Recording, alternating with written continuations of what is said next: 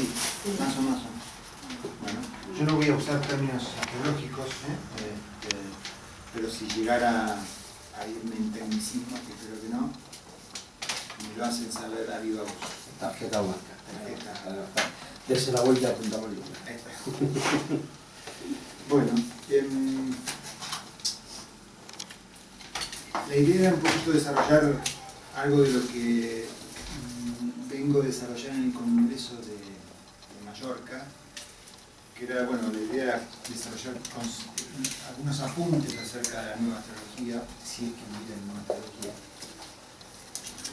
Pero más que entrar en disputas acerca de astrologías nuevas, viejas, falsas o verdaderas, yo quiero poner el foco de observación en ciertos supuestos sobre los que trabajamos en astrología, que si no son compartidos, de allí se derivan modos diferenciados de hacer astrología. De modo que no es un tema de argumentaciones o de demostrar que una sea verdadera o falsa, sino creo que es posible distinguir que hay dos grandes bloques y dos grandes formas de hacer astrología en el presente, que están, insisto, no sostenidas sus diferencias en argumentos, sino en percepciones. Y yo arrancaría por allí.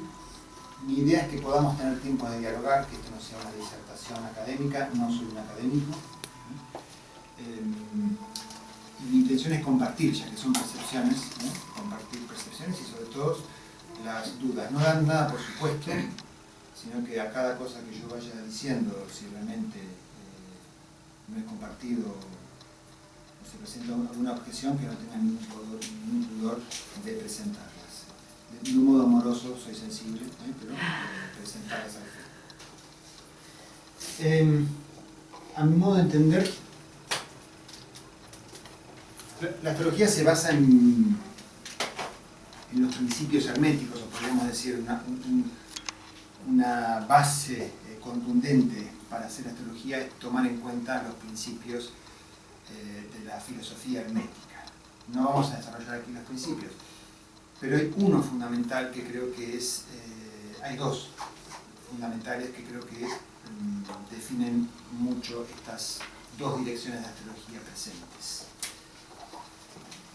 Los habrán escuchado nombrar seguramente. Uno es el principio de correspondencia y otro es el principio de polaridad.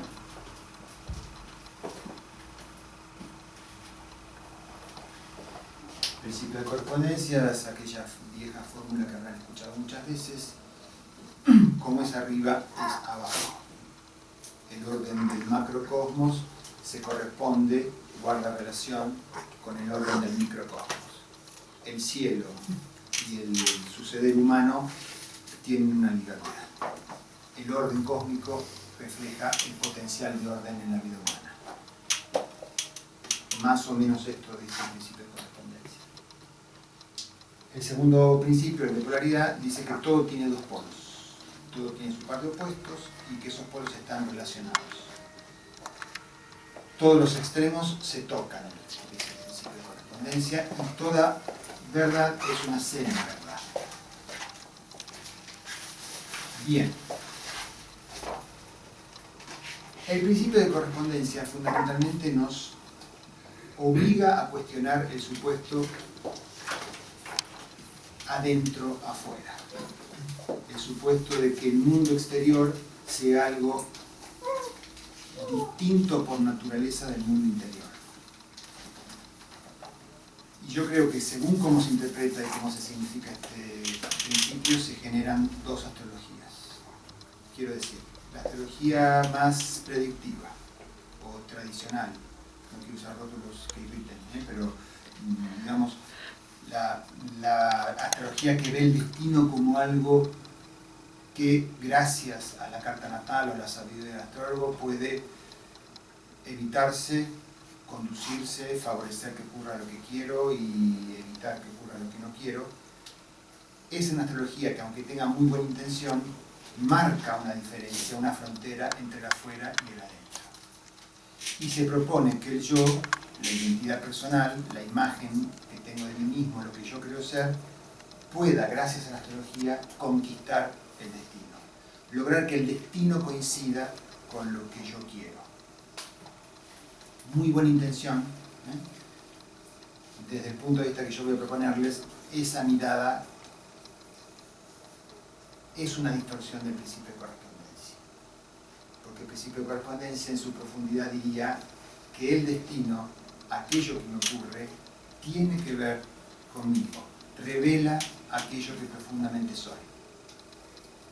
Y en plan de ponerme un poquito más cargoso, diría, el destino cuando contradice mis deseos y mis sueños y mis anhelos, que legítimamente los tengo, es cuando más nos pone en desafío de aceptar contenidos de aquello que soy, que acaso tenga negado, reprimido o... Cuando el destino contradice lo que deseo, las posibilidades de creatividad son más ricas. Hay mayor riqueza en el vínculo con el destino. Esa sonrisa me inspira un comentario. ¿Cómo te suena esto? Me lo guardo para vos. Está bien. La mirada que estoy intentando proponerles no es confirmatoria de la imagen que tengo en mí mismo.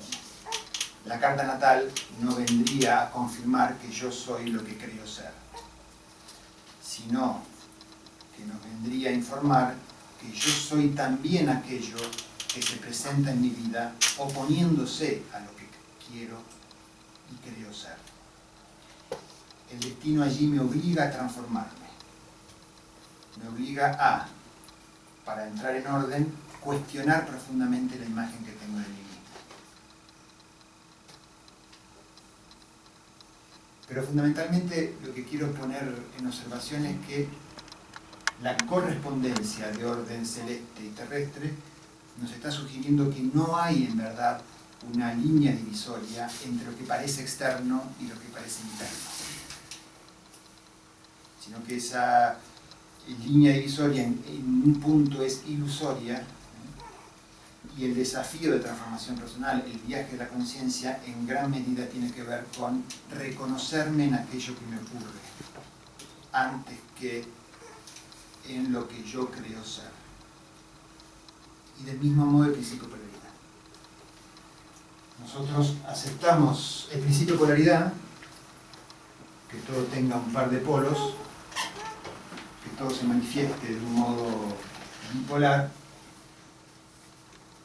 rápidamente, sin darnos cuenta, nos conduce a juicio y a juzgar que un polo es bueno y otro polo es malo. A valorar los polos antes que la relación y a ver la relación entre polos como una batalla antes que como un vínculo. Allí el principio de polaridad se distorsiona en hechizo de polarización. La dinámica de la polaridad se convierte en el anhelo de que un polo venza al otro. En general, el polo luminoso pretende dominar, controlar y conquistar al polo oscuro. Cuando en verdad el principio de polaridad está diciendo que este polo sombrío y este polo luminoso están ineludiblemente ligados. Y, valiéndonos de Jung, digamos, esta oscuridad es la que proyecta esta luz. Dado que yo creo ser esta definición de mí mismo, se genera un destino que trae sombra, digamos. ¿Es medio raro lo que estoy diciendo? No, se entiende. Con lo cual, lo primero que se nos ocurre es, primero rechazar esto, ¿eh? Como viene por destino, lo asocio a habladurías, injusticias, ¿eh? Lo rechazo, y a confirmar esta imagen, ¿eh? Que intentará conquistar. A lo sumo esto puede ser visto como defectos personales. La sombra, aquello que los demás critican de nosotros, lo podríamos ver, en el mejor de los casos, como defectos que muy dispuestos estamos, nos mostramos dispuestos a corregir si nos dan tiempo, o nos dan un poco de tiempo y esto lo vamos a llevar a la luz, ¿no? con lo cual generaríamos todavía una luz mejor, que es capaz de incorporar la sombra. La dinámica de polaridad lleva a que, si soy capaz de hacer contacto con las zonas oscuras que me conforman, que me constituyen, reconocerlas va a llevar ineludiblemente a cuestionar la luz, a cuestionar lo que yo creo que soy.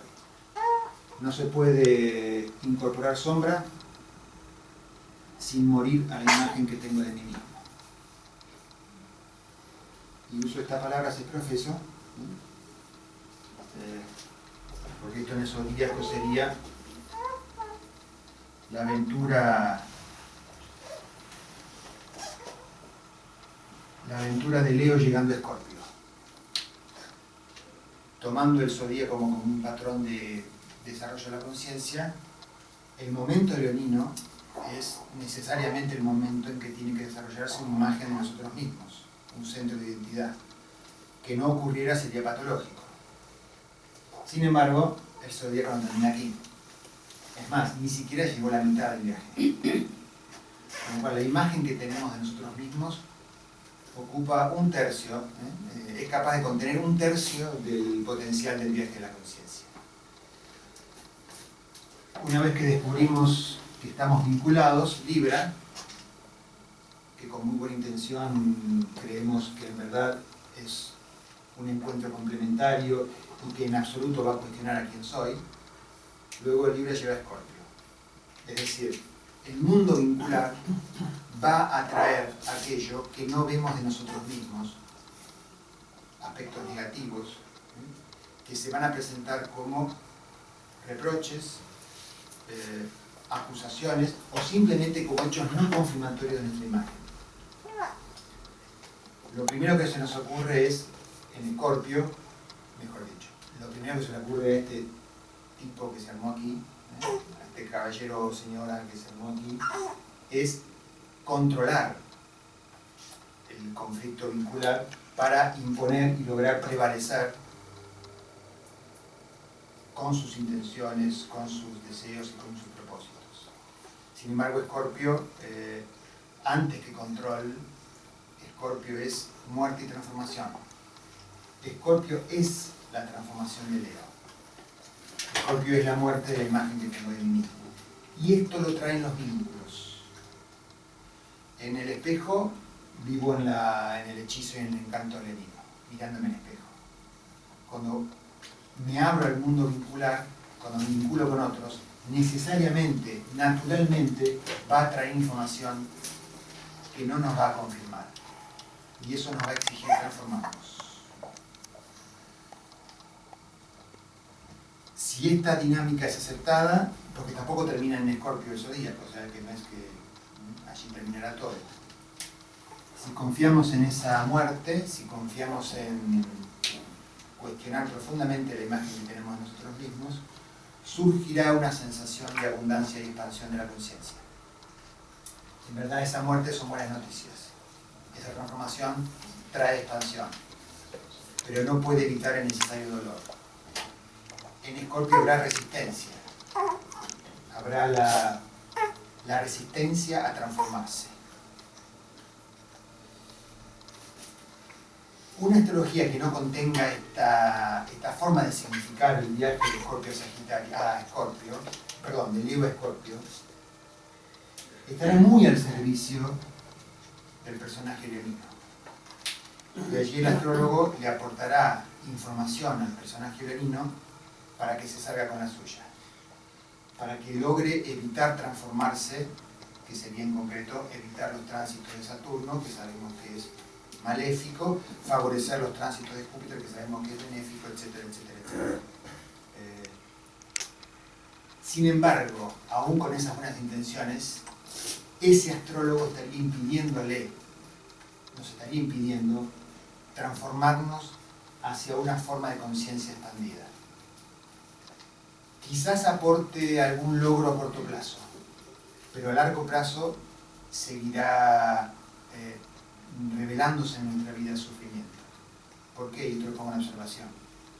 Intentar desde nuestra imagen personal conquistar el destino solo puede atraer dolor y sufrimiento. Escorpio se acepta por dolor. Mientras creo que puedo salirme con la mía, lo intentaré. Cuando ya las fuerzas se vencen, recién allí puede surgir la aceptación de la transformación. No quiero seguir adelante sin escuchar el les digo que me ha salido brutal, he ido a lo bestia, no he tenido consideración. Entonces, el beneficio que saca, si soy Leo ascendente Escorpio, el beneficio que saca Esto tiene interés personal. Sí. No, pero siguiendo. Entonces es como que sí que hay un crecimiento, pero ese crecimiento ya no es para la persona, es algo más personal, transpersonal. El crecimiento no es de la persona que quería mejorar. Uno se acerca a la astrología, por ejemplo, queriendo mejorar, queriendo ser mejor persona, lo cual está muy bien. A poco de andar en astrología, quien haya empezado a estudiar astrología se habrá empezado a dar cuenta, el que quiere mejorar está en problemas, porque la astrología se va a llevar puesto el que quiere mejorar. Y te va a permitir ver que sos algo mucho más vasto, complejo y menos luminoso de lo que querías ser. Son buenas noticias, a corto plazo es una pesadilla. Por eso la mala prensa de Escorpio, ¿no es cierto? Sin embargo, fíjense que aunque esté asociado a muerte, no es la última estación del viaje. La última estación del viaje será Piscis. Escorpio está recién luego de mitad de camino. Hay mucho viaje de la conciencia, más allá de nuestras experiencias de transformación personal. Esto que acabo de decir, quizás un poco torpe, es la descripción de un proceso terapéutico, ¿verdad? Si el terapeuta nos confirma que, sí, no, la verdad que con esa madre que te ha tocado, no, el problema es tu madre, habla también de tu madre, el gran tema es qué hago yo con eso, cómo significo haber sido hijo de esa madre. Por tocar un tema que seguramente es sensible a todos, ¿verdad? Todos somos hijos de esa madre. Pero el proceso terapéutico no es a favor de confirmar que mi discurso de la realidad es auténtico. Y no tampoco se propone demostrar que sea falso, sino nos lleva a otro nivel de percepción, a salirnos de ello.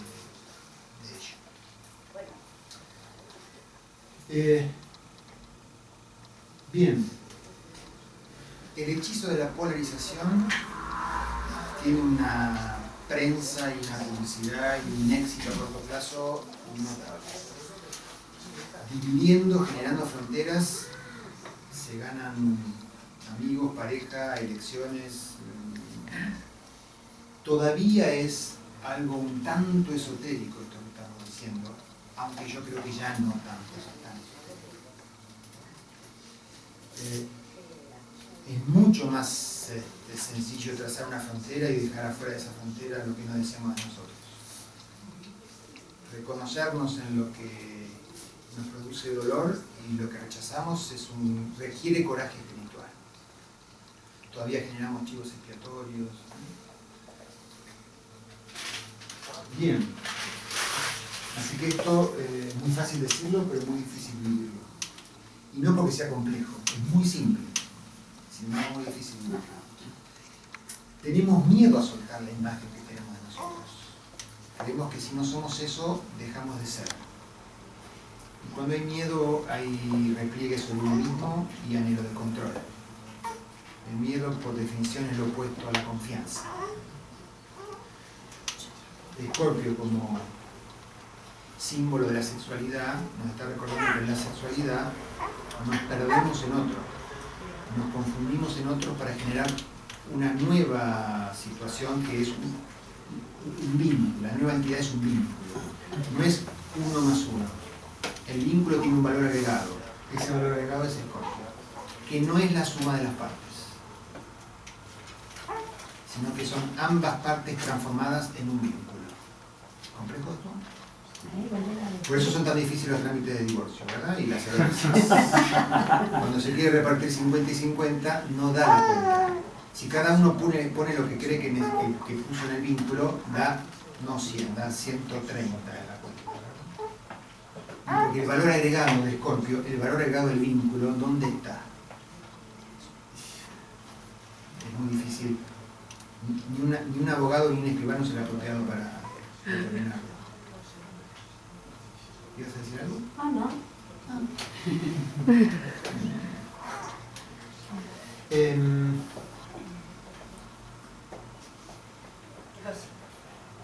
¿Puedo decir algo? Claro que sí. Una cosa Por fin. que últimamente me está intrigando mucho es ver la relación que tienen los hijos a la vida de los padres. Esa. Y cómo llegan para enseñar, wow, ¿sabes? Como... Bueno.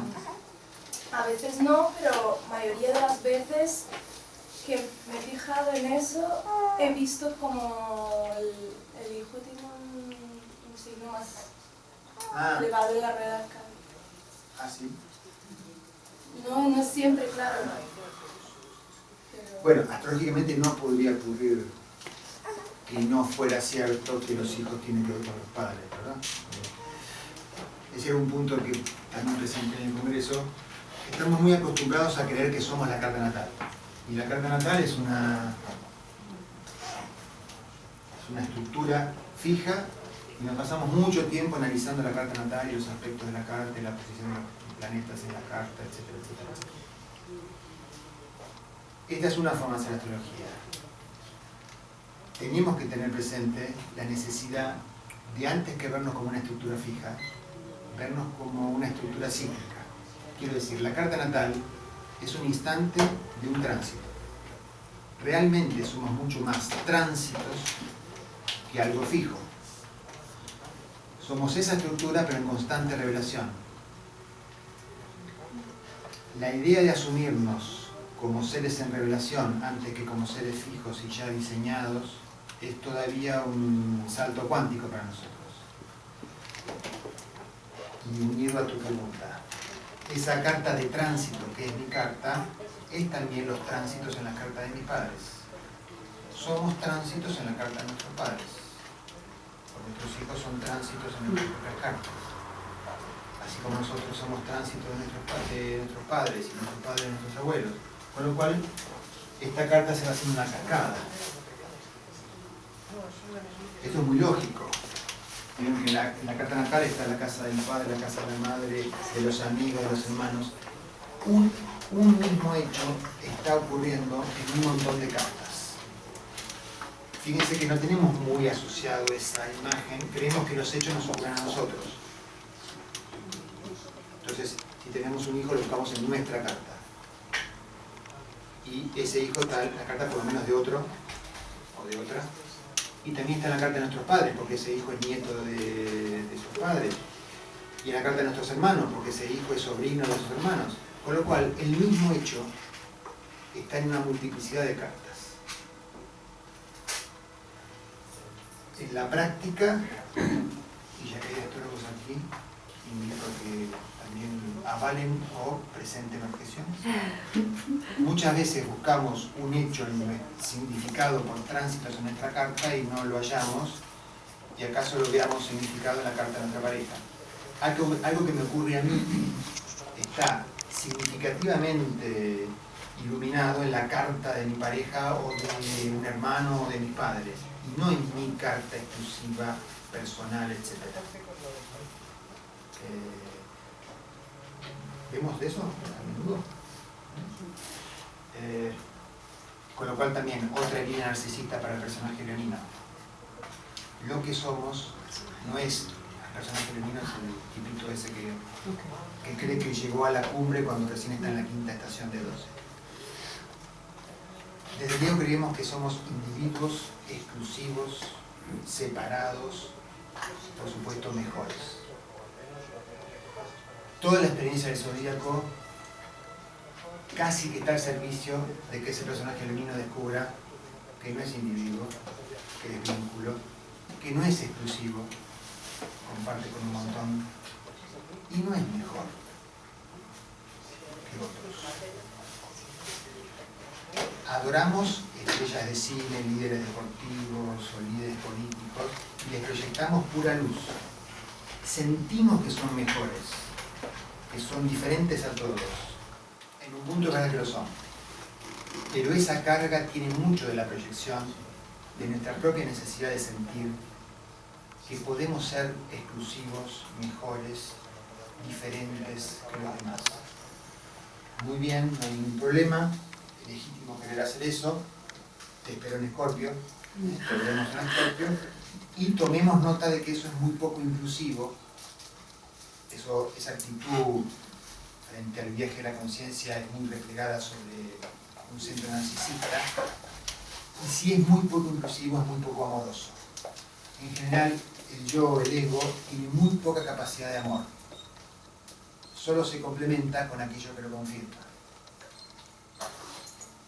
Y a eso lo llama amor, por supuesto, ¿no? En la astrología sería el amor de quinta al amor de 7 o de 8. La casa quinta es la de los amantes, en la astrología. Nadie espera que un amante te diga que algo distinto, que sos la mejor y más importante persona que ha conocido. La casa 7 es la de los enemigos visibles y la del matrimonio. El matrimonio, el vínculo auténticamente complementario, por lo tanto no confirmatorio, tiene que presentarme lo que desconozco de mí. Entonces no es un problema de ese matrimonio específico. El matrimonio es una dinámica como acabo de decir, de complementariedad, no exenta de conflicto. Perdóname. Por favor.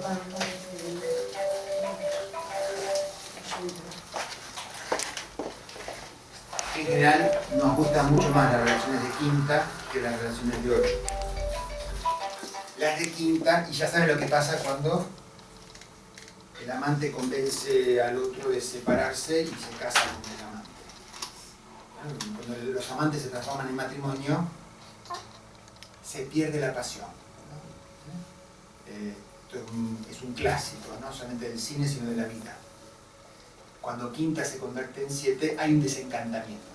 En quinta o en Leo hay un encanto. Es muy difícil soltar ese encanto. Es muy difícil soltar el encanto de que somos exclusivos, diferentes, mejores, y que no estamos vinculados, que elegimos con quiénes vincularnos.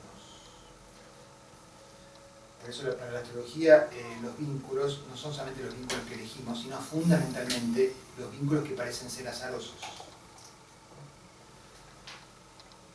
Y no solamente los vínculos, sino también los hechos de destino. Hay una famosa fórmula de mi maestro de astrología, que ustedes habrán escuchado hablar, director de Casa 11, la escuela allí en Buenos Aires, Eugenio Caruti, que ha hecho esta fórmula, parece, la teoría de la relatividad. Sencillamente esto dice: la energía profunda del ser que me anima es la identidad, la imagen que tengo de mí mismo, más el destino. Podemos decir un destino al cuadrado, porque el destino está constituido de no solamente de los vínculos, de todos los vínculos de mi vida, sino de todos los hechos de mi vida. Nada de lo que me haya ocurrido, nada, ninguna cosa, es ajena a lo que soy. Y ningún vínculo de mi vida, ninguno, es ajeno a lo que soy. Soy tanto esos hechos y esos vínculos como la imagen que tengo de mí. En general lo que hace, por favor. Entonces la astrología sería lo que yo soy. Dominaríamos el mundo, ¿no? No, claro, sí, en la carta natal, por supuesto que está expresado lo que profundamente soy, solo que en forma de dinámica. ¿Qué quiero decir con esto? Nadie es su carta natal.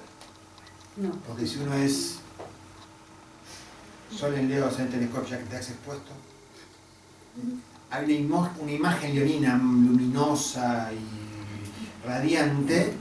Yo también soy leonino, así que tendrá por destino que encontrarse con lo oscuro, con lo que no confirma esa imagen luminosa, con la sombra. De hecho, en el ejemplo que puse hoy fue Escorpio-Leo, así que los que tienen esa combinación vibran ese ejemplo que acabo de poner hoy. Con lo cual, la conciencia se identifica con un fragmento, supongamos, Sol en Leo, y deja afuera, proyecta en el mundo externo la sombra, en ese caso sería ascendente en Escorpio. A corto plazo puede ser exitoso, como a largo plazo el destino va a obligar a encontrarme con el ascendente en Escorpio. Esa relación fragmento-totalidad, centro-periferia, uno se verá obligado a aceptarlo y a reconocerlo, a ir desarrollando el centro del mandala o la totalidad de la carta. Solo que nunca, no es tanto un logro como una constante dinámica de revelación con B corta, ¿no? Es para entender. Sí. Según muchos autores,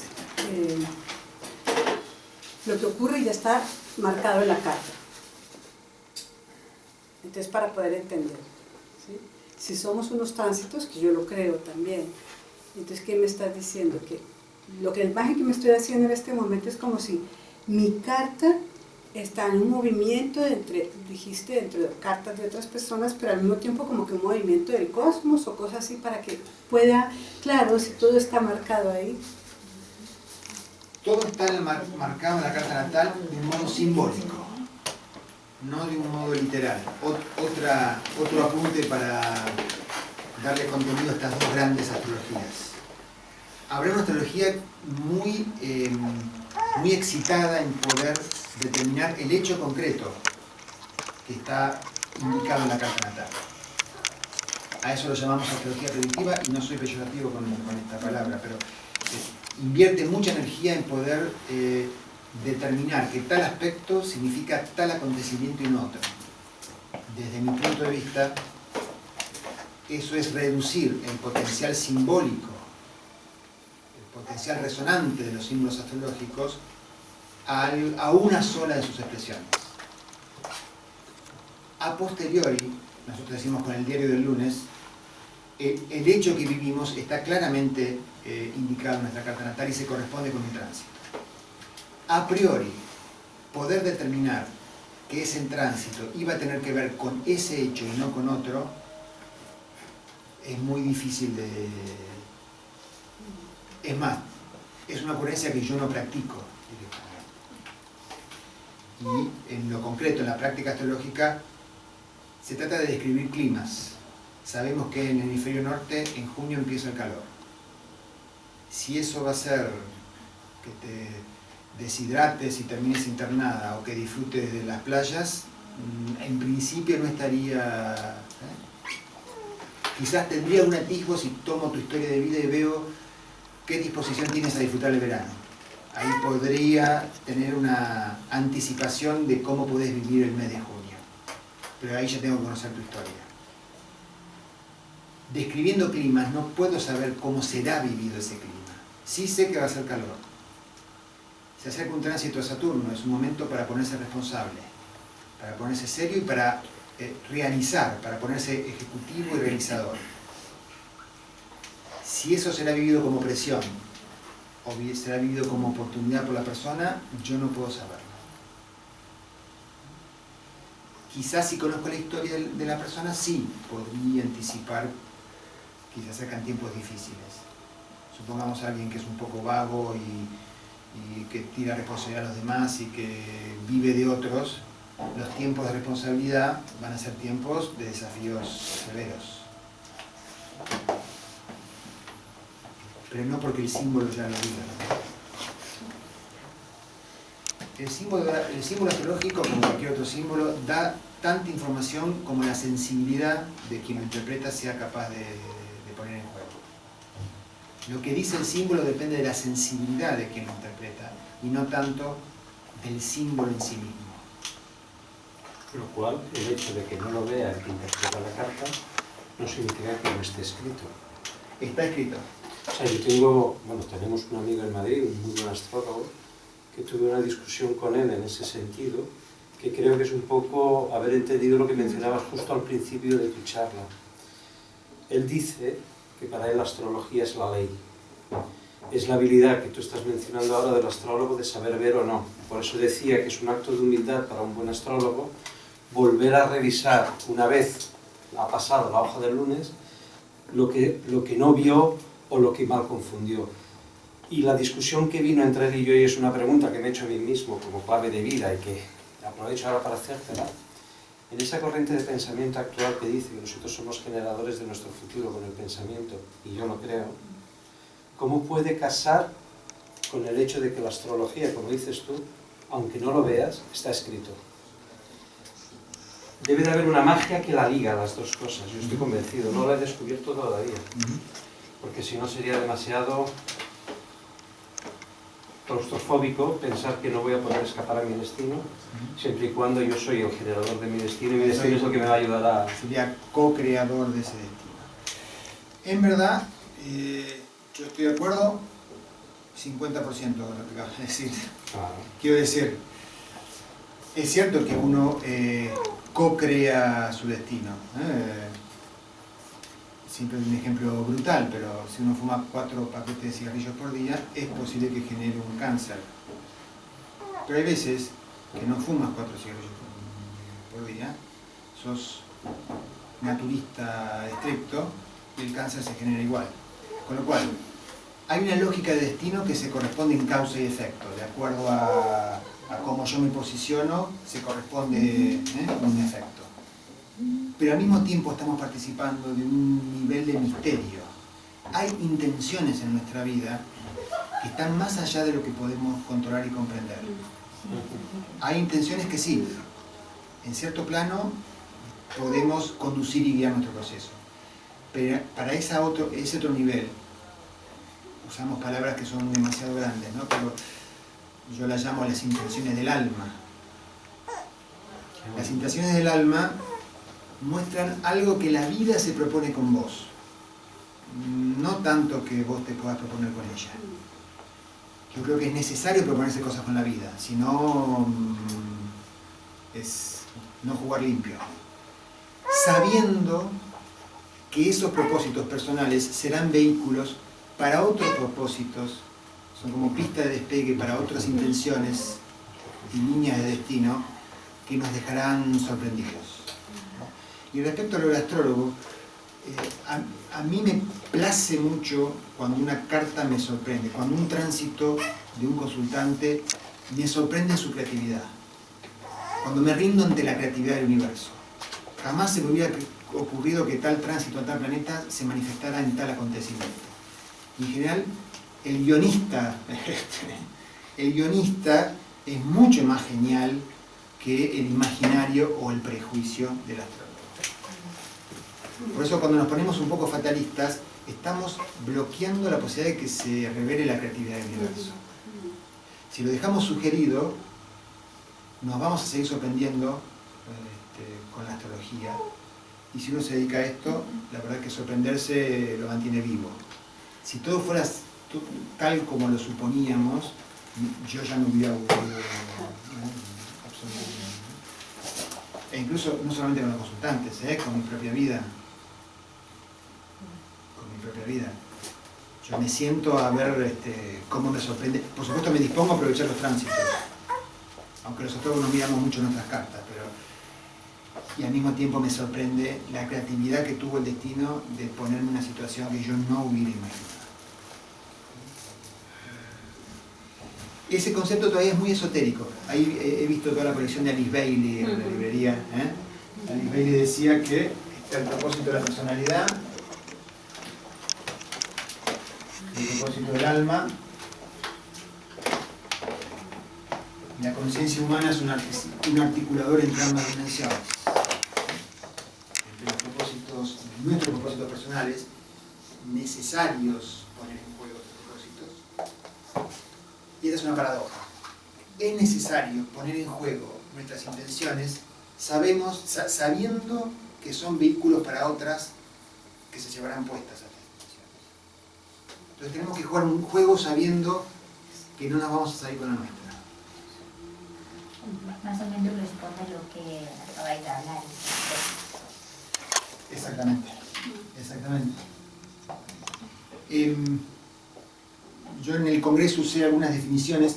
Una de las que no utilicé y tiene que ver con lo que acabamos de decir es reconocernos, así como nos reconocemos como seres vinculares antes que individuales, ¿no? También en la astrología nos desafía a reconocernos como seres paradojales antes que lógicos. Y esto es una experiencia. Cuando creemos que lógicamente ya tenemos todas las coordenadas de nuestra vida, aparecerá la paradoja, acompañado de algún tránsito, todo lo que vos quieras. Pero la paradoja que nos recuerda que no somos lógicos. No quiero ponerme filosófico o abstracto, pero ya es una paradoja ser sujetos conscientes de que nos vamos a morir. Es una broma un poco pesada esa, ¿no? Y no podemos hacer nada para solucionarlo. Es la única certeza que existe. Es la única certeza. ¿Para qué me dieron esa conciencia? Preferiría la inocencia, ¿verdad? Y de ahí, de esto que acabas de decir, no saldría, porque yo leo a Alice Bailey y todavía me parece un punto leonino en cuanto a querer tener un alma separada propia. ¿No te parece una sofisticación del ego de los leoninos el creer que uno tiene vidas anteriores y vidas futuras?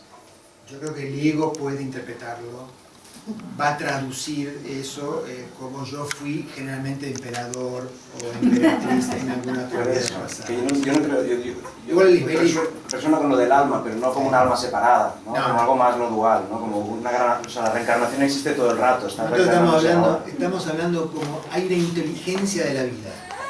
Hay una inteligencia de la vida que en verdad nos ha creado, ¿eh? Y que se vale de nosotros. Y tampoco es cuestión de tirarse, nosotros decimos tirarse a chanta, como dice, bueno, como si todo es así, no hago nada, me quedo quieto. No, tenemos que imprimirle a esa corriente de la vida, porque aparte hacemos aportes a la corriente de la vida, aportes creativos o aportes tóxicos. Somos vida, ¿no? Somos parte de esa corriente. Bueno, si no hay adentro afuera, ¿verdad? Y podemos hacer aportes tóxicos o aportes creativos. En general, aporte tóxico, en general el yo hace aportes tóxicos. Retiene, controla, busca confirmación. Y la experiencia amorosa, la experiencia de abrirse a la confianza, genera posibilidades de creatividad. De que ocurra algo distinto a lo que yo desearía y sentir que eso es beneficioso. Este es el desafío, bueno, ya lo saqué, pero el desafío sagitariano, como humanidad nos faltan, estamos en Leo todavía claramente, Leo Escorpio, el desafío sagitariano es confiar en la corriente de la vida, aun cuando no vaya a favor de lo que yo deseo. No confiar porque con eso voy a sacar beneficio. Si confío, conviene confiar. No es que conviene confiar porque te va, sino confiar aún sabiendo que eso puede incluir notas dolorosas. Esto que todavía puede seguir sonando esotérico, creo que cada vez está llegando más a la evidencia de nuestras vidas cotidianas, sin que lo mediatice instituciones religiosas, filosóficas o políticas. Quiero decir, esto ya no son ideas. Mi intención por lo menos era abrir aquí un espacio, no para compartir ideas y conceptos filosóficos, sino percepciones, que es distinto. Una percepción, aunque me demuestren que es equivocada, si yo la estoy percibiendo, aunque científicamente me demuestren que no puede ser, yo lo estoy viviendo, lo estoy percibiendo. Entre percepciones e ideas hay una dinámica. Esa percepción construye ideas que al mismo tiempo van a ser causa de la percepción, pero en algún momento van a ser límite de la percepción. Por favor. ¿Qué diferencia hay para ti entre percepción y creencia? Yo asocio más creencia a idea, ¿verdad? Son necesarias, pero si pierden contacto con lo perceptivo, pierden contacto con el fuego y se transforma en dogma. Si yo no vivo perceptivamente aquello que creo o aquello que pienso, me transformo en un dogmático. Por eso, nuevamente, otra paradoja. Tenemos ideas y tenemos que estar dispuestos a soltarlas cuando nuestra percepción nos indique que ya no son capaces de contener lo que estamos viendo. En realidad es una buena noticia. Eso quiere decir que somos creativos, que no percibimos lo mismo que percibíamos 20 años atrás.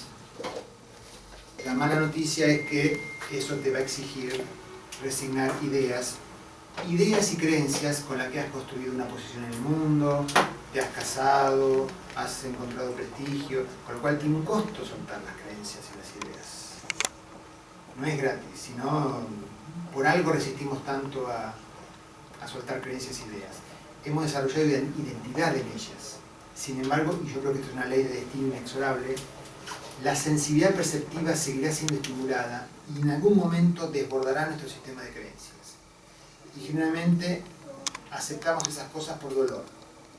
Algún cataclismo personal, alguna catástrofe personal nos obliga a no poder seguir sosteniendo esas ideas.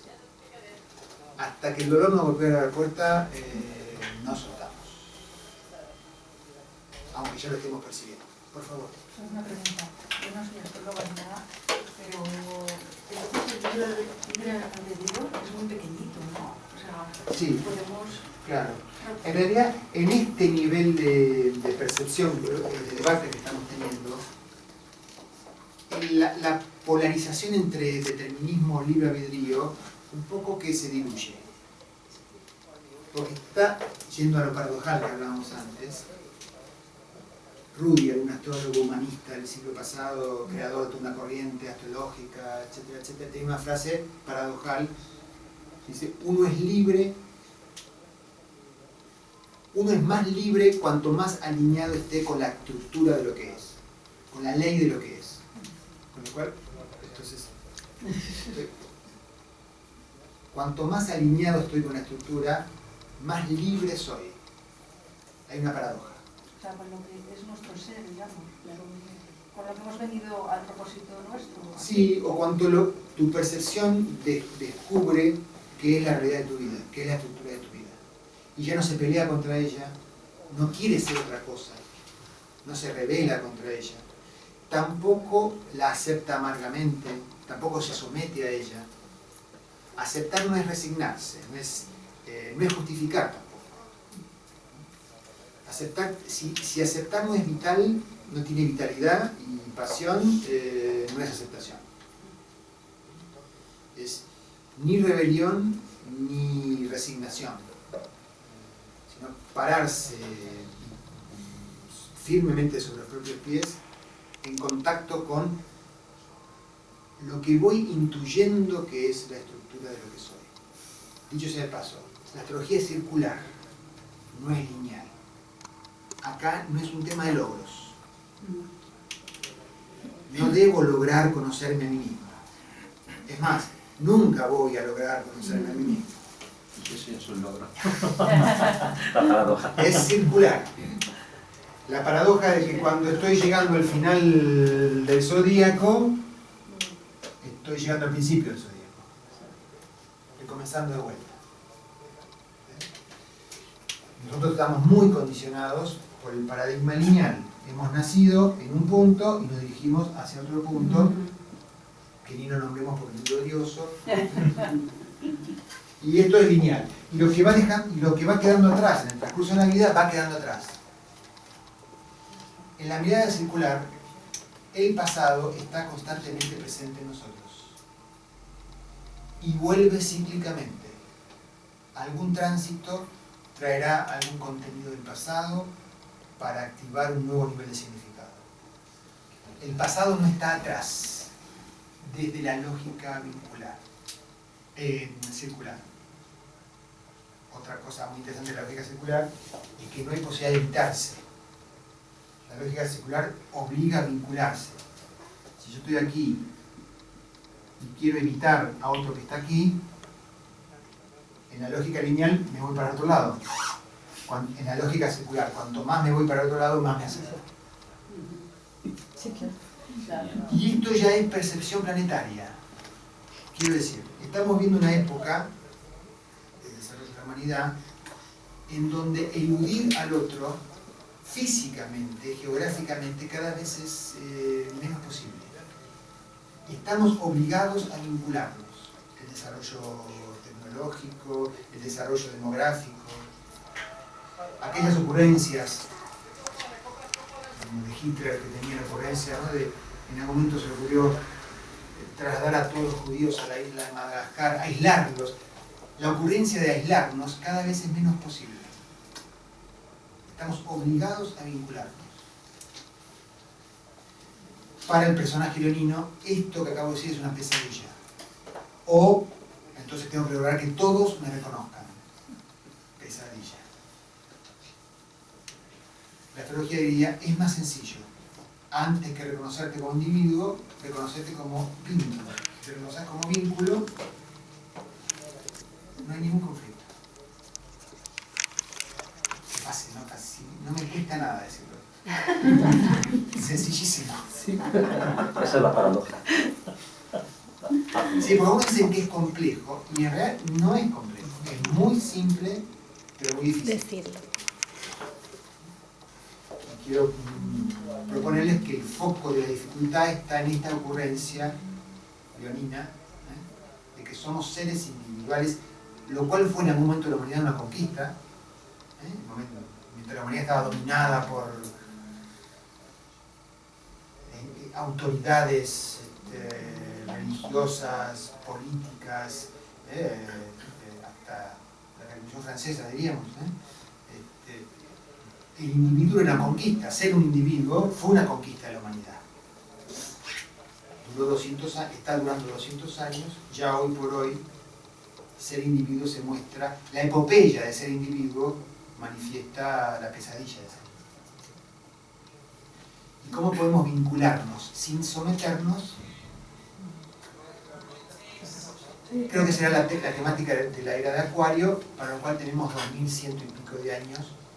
Estamos estrenándola, así que seamos optimistas. Evidentemente estos propósitos exceden el plazo de una vida humana. En 80 años no va a ocurrir, por favor. Sí, es una pregunta que me hago.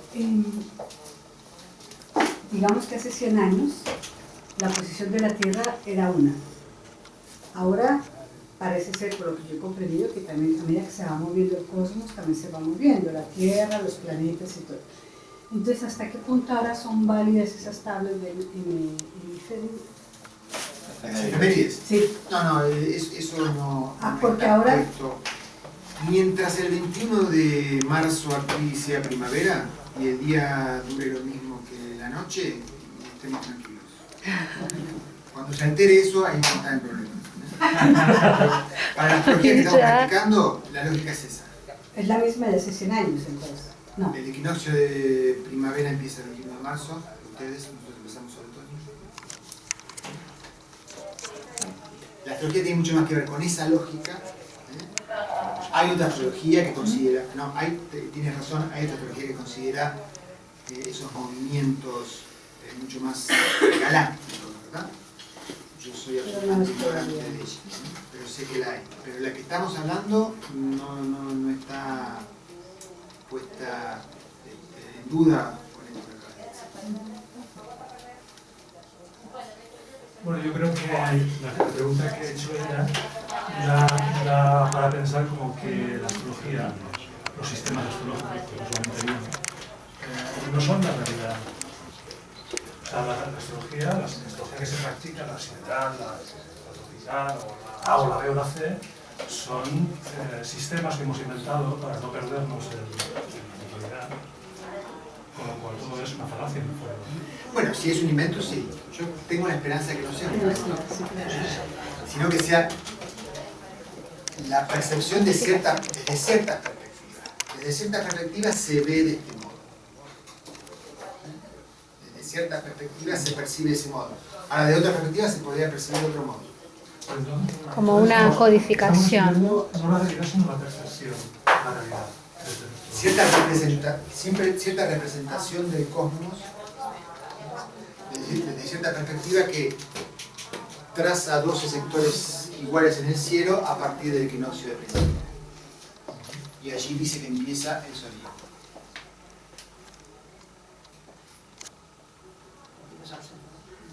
Y, como todo, uno puede desarrollar sistemas. El tema es si cuando lo practicas, ese sistema revela información, transparenta información o no la tiene. En astrología hay un montón de indicadores. Con algunos de ellos, con Quirón por ejemplo, él también es especialista en Quirón, que es un tema discutible todavía en la astrología, pero yo lo empecé a observar y a poco de observar la cantidad de información que recibí me hizo no poder ser ajeno a estudiar. Y otras temáticas con las que me he puesto a estudiar, llegó un momento en que sentía que era como exprimir el jugo de piedras. Y eso tiene que ver con mi sensibilidad. Quizás otro astrólogo con otra sensibilidad sí extrae de ellas información, pero yo no. Y creo que confiar en eso es confiar en el misterio perceptivo. Yo elijo creer que el misterio perceptivo es un invento. Creo que la astrología no ha sido un invento, sino porque, digamos, me alimenta esta ocurrencia el hecho de que distintas culturas sin contactos entre sí desarrollaron astrologías no idénticas, pero complementarias. Quiero decir, hay ciertos patrones sujetos a la percepción desde ciertas perspectivas que se tornan significativos.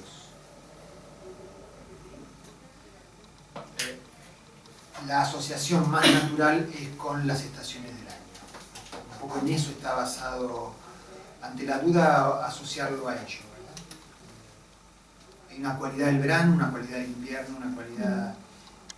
Y no es alguien que lo dijo, sino que alguien lo dijo, pero todos podemos percibir que compartimos esa percepción.